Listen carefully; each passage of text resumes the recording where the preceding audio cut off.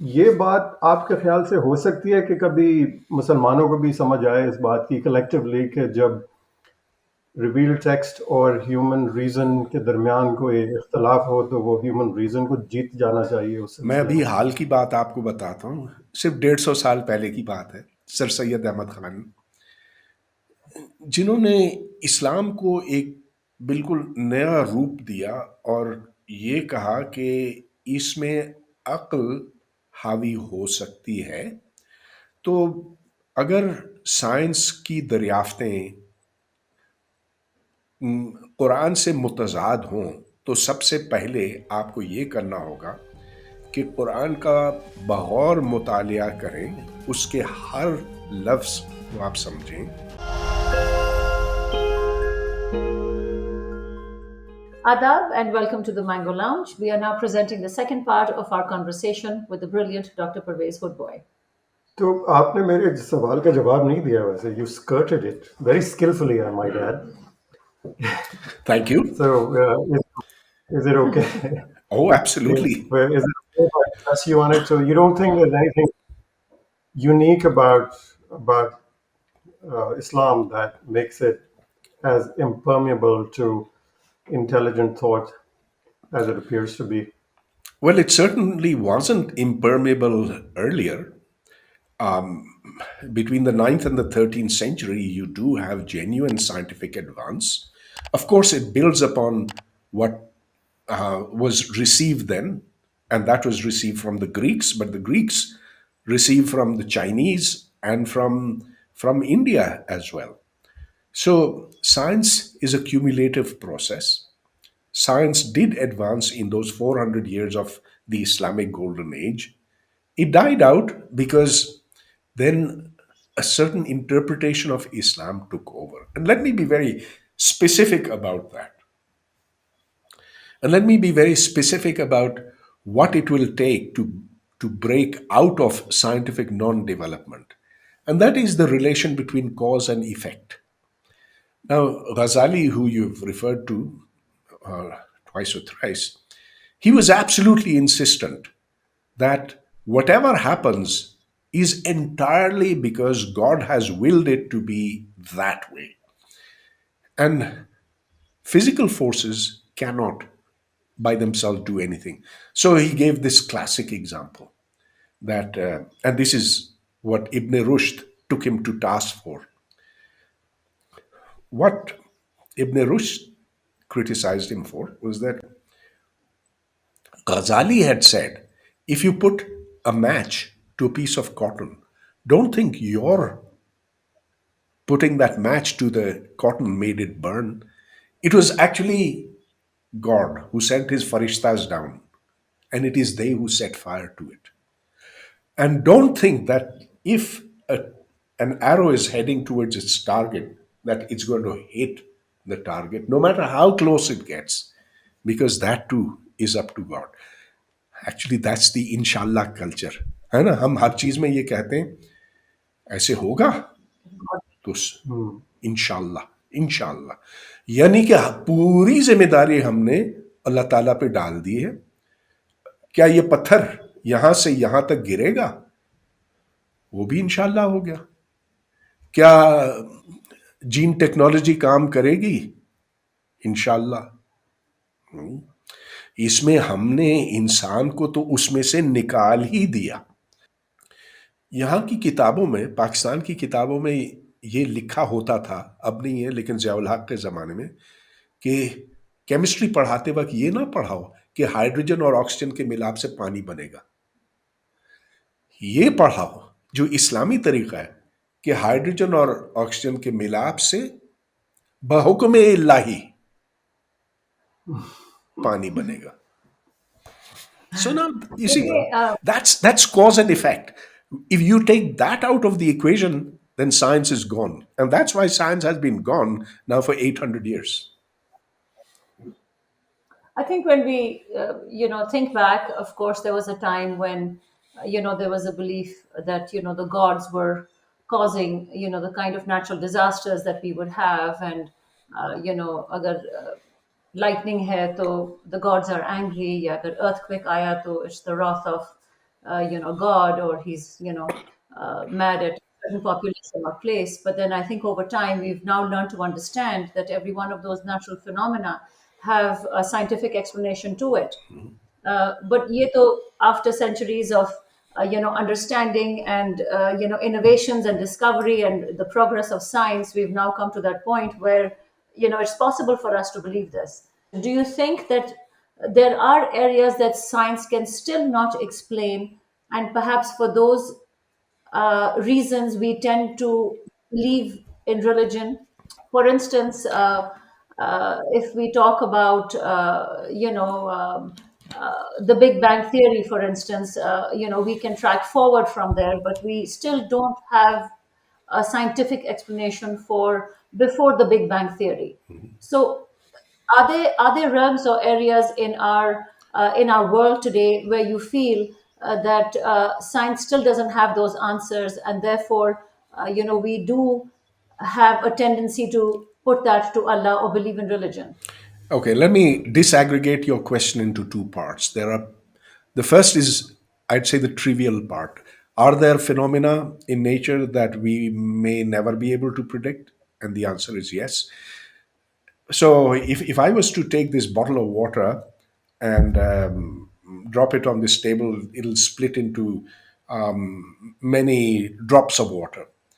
And I'll bet that even 1,000 years hence, we will not be able to predict where those droplets of water will exactly land. We'll be able to predict distributions, but not individual droplets. Similarly, earthquakes. Will we ever be able to predict exactly when an earthquake happens? I'd say probably not.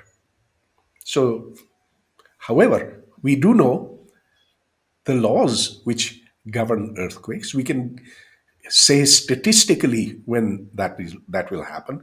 It's much more likely to happen in California than in Arizona or in New York. So that's the trivial part. The profound. Science will never be able to tell you why you exist.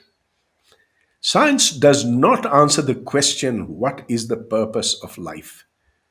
You can ask, but it doesn't have an answer. Different religions, however, will give you different answers. The monotheistic religions will tell you you live so that you can be tested in the afterlife. You'll go to hell or you'll go to heaven, depending on how you've performed for the duration of your life. In Buddhism, there's the concept of nirvana. In Hinduism, you have the afterlife, the rebirths. So those give you answers. Whether they're right or wrong, who knows? I mean, we can't really test for rebirth. Your karma can be this or can be that. How are you going to know that you have been reborn or you will be reborn? Nevertheless, you do have answers over there. Now, science is not going to give you that answer. Science is also not going to tell you certain ethical questions.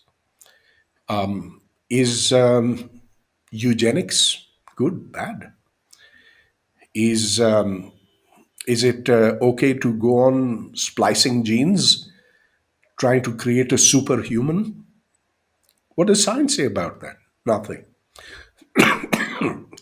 Those have to be taken from human experience, and they will be taken from human experience. So it's complex. I don't say that science doesn't inform morality. It does inform morality, but it doesn't determine morality. And so science is fundamentally about seeking to understand the physical universe, the laws that govern it, the way in which matter interacts, and we are matter. We may not matter, but we are matter. And so, yes, science will give you answers, but it won't give you all the answers. So, Professor Hoodbhoy, this last exchange between you and Sophia reminded me of something that my high school philosophy teacher said to us, who happened actually to be a Jesuit priest himself. And I rather suspect that he was sort of hiding out in the church because he was incredibly liberal. And he said that, back in the day when the gods were being invented in the image of the men who were inventing them, they were looking for answers, and because they were none apparent, because there was no science, so you could make bullshit up and you can package it up nicely, and it would become a cult and then eventually a religion. तो वो कह रहे थे कि जब घुप अंधेरा होता है तो उस वक्त इस किस्म के लोगों से लीडरशिप हासिल करने में कोई बुराई नहीं है जो कि अंधे हों, क्योंकि अंधे जो हैं वो घुप अंधेरे में they move around better than people with I site. लेकिन जब रोशनी आ जाती है तो फिर आपको क्या ज़रूरत है कि आप अंधों के पीछे चलें, आप खुद देखें और अपनी रिसर्च खुद करें। तो that was an aside. Going back to what you just said about Ibn Rushd को क्रेडिट दिया जाता है कि थॉमस ऑफ एक्विनस को इन्फ्लुएंस किया था, जिसकी वजह से eventually the wheels sort of turned in the right direction for the Enlightenment and so on. तो और the Renaissance। तो इब्न रुश्द के साथ आपको पता है ना कि मुसलमानों ने कितना बुरा सलूक किया था। He was Moroccan. और उन्होंने एक जो बात कही अपने किसी ऐसे में, वो ये थी कि जब भी कॉन्ट्रडिक्शन हो between human reason and revealed text from the bronze age, तो ह्यूमन रीजन को फोकियत हासिल होनी चाहिए उस कंट्रोवर्सी को हल करने के लिए। तो ये इतना बड़ा जुर्म किया था उन्होंने कि मोरक्को से उनको निकाल के फेंक दिया गया, उनकी किताबों को जला दिया गया, वो बेचारे दर बदर फिरते रहे एंडलूसिया सदर्न स्पेन में उसके बाद। तो आप सोचेंगे इतने बड़े फिलासफर के साथ मुसलमानों ने ये सलूक किया था, लेकिन हम उनको अभी तक शुक्र है कि याद तो करते हैं। तो ये जो आइडिया था, by the way this exact same thought got Maimonides and Spinoza into trouble as well at the hands of the Jews. And obviously, the Catholic Church, as you rightly pointed out earlier, had been doing very similar thing to the scientists that existed in Europe. तो ये बात आपके ख्याल से हो सकती है कि कभी मुसलमानों को भी समझ आए इस बात की कलेक्टिवली कि जब रिवील टेक्स्ट और ह्यूमन रीजन के दरमियान कोई इख्तलाफ हो तो वो ह्यूमन रीजन को जीत जाना चाहिए उस सिलसिले में। देखिए, जो बात आपने की ना इब्ने रुश्द की, वो कोई 900 साल पुरानी है। मैं अभी हाल की बात आपको बताता हूँ, सिर्फ 150 साल पहले की बात है। सर सैयद अहमद खान, जिन्होंने इस्लाम को एक बिल्कुल नया रूप दिया और ये कहा कि इसमें अक्ल हावी हो सकती है।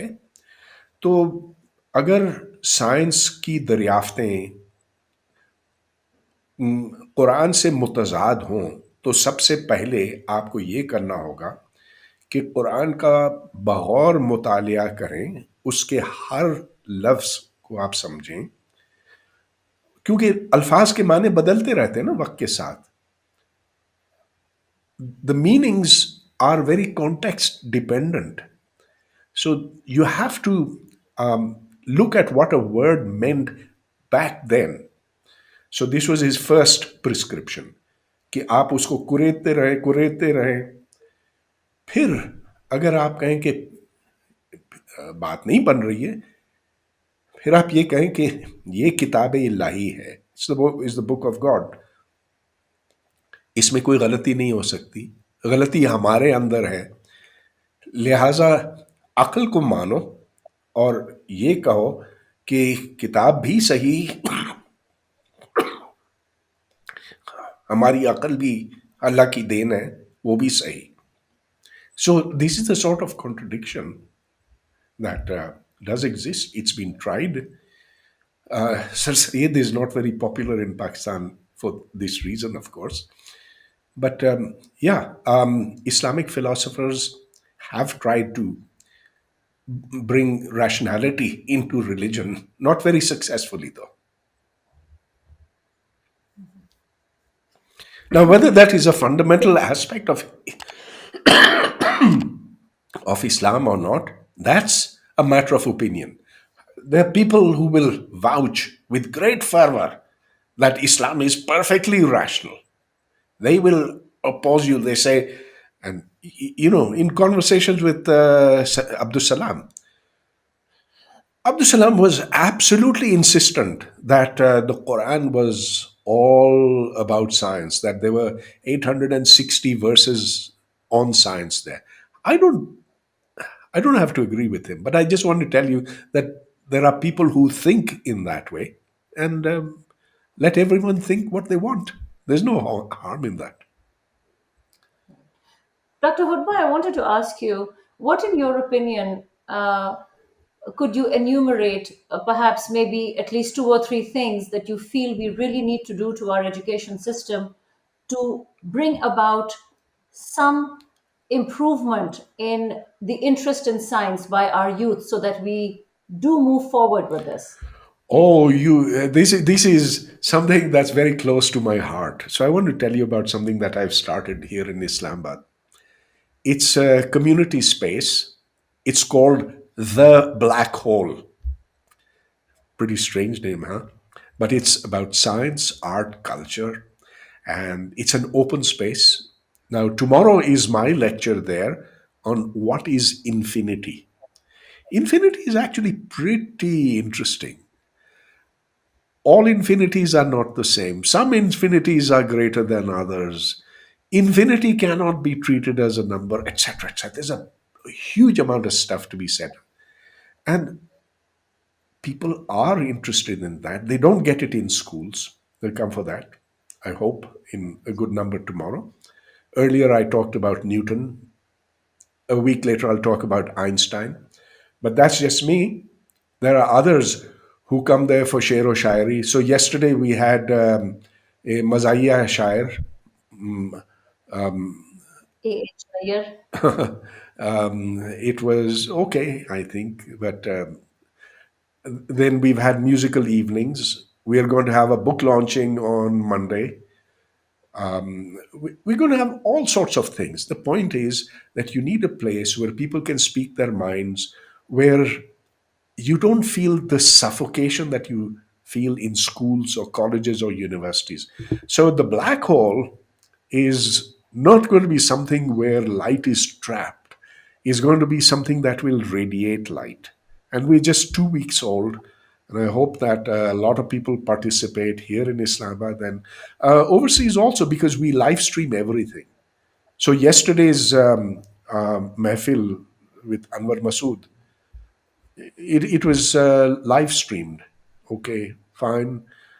Tomorrow, what you will see will what is infinity will also be live streamed. And by the way, I should just give you the URL. It's very very simple. The black hole, one word, .pk. So I hope people will go and visit. I think that's such a brilliant idea. Nadeem and I, of course, were aware of it when you launched it, and we were particularly impressed by your panel of international contributors. And of course, I think it's remarkable that a place or a platform like this exists where we are going to promote some critical thinking. And I think the best part of it is that it's so all inclusive. It's not just science, you have art, you have culture, you have literature. And I think that is also wonderful because the it allows for people to grow holistically rather than just in one sphere. So I really wanted to thank you for including all those other very essential components of our minds. Sophia, I have some really good news. Just yesterday, Venki Ramakrishnan, he joined the board, the international advisory board of the Black Hole, and we're delighted. We have Pakistanis, That is, Azra Raza. I think you know her, oncologist from Colombia, perhaps. yes, Okay, she's brilliant. yes. Also, we We have had her. MBS. We have the head of the International Center for Theoretical Physics, the one that Professor Salam started. He's on our board, etc., etc. So we have these guardian angels who will look to see that we don't deviate too far from our scientific mission. But really, this is not only about science. This is about free thought. It's about letting kids grow, let them find an environment where they can express themselves, where they can learn new things, where they have an opportunity to be just by themselves in the library and enjoy the company of others. Parvez आपका जब ये live stream चल रही होंगी तो it's very likely कि हम बेचारे इधर सो रहे होते हैं उस वक्त हाँ. तो will it be possible to have a sort of like a library of video content that we could Yeah, yeah, access yeah. at our convenience? Absolutely. This will be on YouTube as well. So we're fine tuning the mechanisms. We learn to do things better as time goes on. But yes, you're absolutely right on that. There has to be a repository of YouTube videos, and that is being created. There are already a few on there. और ये ज्यादातर उर्दू में है और हाँ. the अच्छा, जो physics के प्रोग्राम्स मैं बना रहा हूँ for distance learning, that will be in English and in Urdu. लेकिन ये ज़्यादातर उर्दू में है, क्योंकि देखें ना, यहाँ पाकिस्तान में अब ऐसे है कि अंग्रेज़ी बोलने वाले तकरीबन नापैद हो गए हैं. बिल्कुल बहुत कम रह गए इधर, of course which is actually which is tragic, because the amount of wealth of uh, of achievement in English is far greater than in Urdu. However, if you want to communicate, then you have to use Urdu. जी Dr. Hoodbhoy, if you were to enumerate maybe two things or three things that you want to change in the education system to bring about this change, what would that be? What are the three things you would change at that level so that we can bring about this change in our youth? Well, first of all, let me say that I can't tell you an answer. I can't answer this in just 3 minutes. But what we need is a change in the curriculum, a change in the textbooks, re-education of teachers, and a complete overhaul of the examination system, which at the moment is based entirely upon memorization. Having said all of these, I say that for details, just do what the rest of the world does. This is not rocket science. Look, people have been learning how to educate their young ones now for as long as there's been humanity. And so, if we look at the successful countries in this world and see how they've done, and by the way, I am very impressed by countries like Vietnam. Vietnam has developed such an astonishing education system. And although the Americans bombed them to thy kingdom come, yet today they're producing graduates, high school graduates in mathematics who beat their American counterparts hollow. So it can be done. Everybody has the same level of genetic intelligence, and it's a matter of changing the system. How to change the system? Answer in one word is do what the rest of the world does. Take the successful models, build on that. Thank you so much. So in that regard, Pervez, I was wondering if you're familiar with the work being done in Karachi at the teacher training college. It's been taken over by this NGO run by this particularly remarkable young lady. Her name is Salma Alam. And another claim to her fame is that she's the wife of Shehzad Roy, who runs Zindagi Trust. So she is a US trained astrophysicist herself, who, through a variety of circumstantial changes, ended up in the world of academics and teaching, not physics, but education in general. And she's doing stellar work. And if you haven't yet been introduced to her, I would very happily make that connection. I think what they're doing in Karachi to train better teachers is phenomenal, Wow. is what I've been observing. So I have, yeah, sorry. Go ahead. Hey, go ahead. You've heard of her. Yeah. So Shahzad Roy did take me around to two of his schools, and his wife was. I didn't go to the teachers training college or whatever it is, and I know that he's doing good work. However, things have to be done at a much deeper level. You see, the problem is you can train teachers, but then those teachers have to teach students who compete in a system where only memorization is considered important. So you've got to work on the other three things. You've got to work on the curriculum, which Imran Khan has totally warped. You've got to work on the textbooks. The Sin textbook board is it ought to be dissolved, frankly. It is the most lousy producer of textbooks in the world, I'd say. I can't. I'd be using foul words if I was to describe what's in their books. It's You should nonsense. feel free to do so. नहीं यार देखें, I swear that हम मौजब लोग हैं. हम गालियां नहीं दे सकते, लेकिन मैंने उनको मुंह पर जो सुनाई है, they finally threw me out of the But sin textbook board. Dr. Hoodboy, who are your influences? I've been influenced by all sorts of people, but I'd say that in my formative years, which was when I reached MIT as a 19-year-old, then I'd say that that's the time when I encountered Noam Chomsky and Iqbal Ahmed. And they certainly had a very profound influence on my life. Noam is still around, and we are in frequent contact. He has written a very nice blurb for my book, which will be coming out, I hope, in a few months. Iqbal was my very dear friend, and I was with him to the very, very end.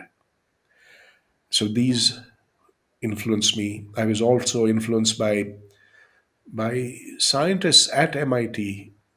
Philip Morrison, who was a paraplegic, he was among the very good physicists who were recruited for the Manhattan Project, the, the bomb project, which ultimately led to Hiroshima and Nagasaki, but who turned against that. And I owe to him, I owe to a lot of big people, and and also a lot of people whose effects have been on me without my even remembering who they were. So we're all influenced by what's around us. sounds good. Absolutely. I wanted to end on a happy note, Ah, which was that कुछ साल पहले मैंने एक किताब पढ़ी थी. एक sociologist है university of California Los Angeles में by the name of Jared Diamond. उनकी किताब है Guns Germs and Steel. ah, उसमें उन्होंने बेसिकली उसकी प्रेमिस ये है. It's about the European invasion of the Americas. लेकिन उसकी प्रेमिस ये है कि कोई भी कम्युनिटी, कोई भी ग्रुप ऑफ पीपल जो होमोसेपियंस में से हैं, वो इस काबिल हैं कि वो भी अजीम डिस्कवरीज कर सकते हैं और अपने पाँव पे खड़े हो सकते हैं. कोई भी ग्रुप, मुसलमान इंक्लूडेड, ऐसे कुदरती तौर पे ऐसे कमज़ोर नहीं है कि वो अपने पाँव पे कभी खुद नहीं खड़े हो सकते. So I thought that would be a good message to convey to people who are feeling downtrodden or left behind, that there's nothing innately wrong with us. It's just a matter of picking ourselves up by the bootstraps and getting to work. okay. So I don't think that there is any real cause for being disillusioned of thinking that the future is dark. After all, humans make their own future. Pakistanis will make their own future, but they have to fix things first. This is a horribly inequitous society. Less so now than earlier, but it is still horribly inequitous. We've got to make things more equitable for everyone in this country, irrespective of where they are from, which province, which religion, and economic opportunities have to be created by giving them access to good education, because education is the key. There are lots of things to be done, and they can be done. I am I'm sanguine about the future. If you look at the path of humanity, there's this wonderful book by Steven Pinker. It's called Better Angels of Our Nature. And it talks about previous ages of humankind. And so, although everyone is saying, oh, look at science and technology, what awful things they have done to this planet, look at the wars, look at how easily people can kill each other. You could talk about the war on Ukraine today. That is true. But then, if you were to look way back into the past, you'd see that humankind then was far more bloodier minded than it is today. Today, we have this concept that humans are the same everywhere on this planet. They have the same needs, they have the same rights. And I think the Universal Declaration of Human Rights is very, very profound. And Pakistan is a signatory on that. So we've got to implement what we think is right. And we will do it. It's a matter of patience, but not just patience. It's a matter of actually putting your weight behind change. Well, Thank that you was so much. wonderful. Wonderful. Thank you. A very last question, and I promise you this is the last one. You can just give me a single line answer. Dr. Hoodbhoy, being the intellectual and the educationist that you are, what message do you have for the young scientist in Pakistan? Oh, I think it is get your basics of science right. Don't rely on your teachers because there are only very few proper teachers of science. Go to the internet. Go and take advantage of the wealth, the enormous wealth of courses that is offered by Stanford or by MIT or by Coursera or by this or that. And you will find that on every topic that you want to understand, there'll be a wealth of things there. So take advantage of that. And then, sadly, there are no good universities in Pakistan. Apply outside. Pass the examinations, do them well, do your SATs well, do your GREs well. Go out, get a good degree, do a postdoc, maybe, come back, and then try and change this country. It will change. Thank you so much.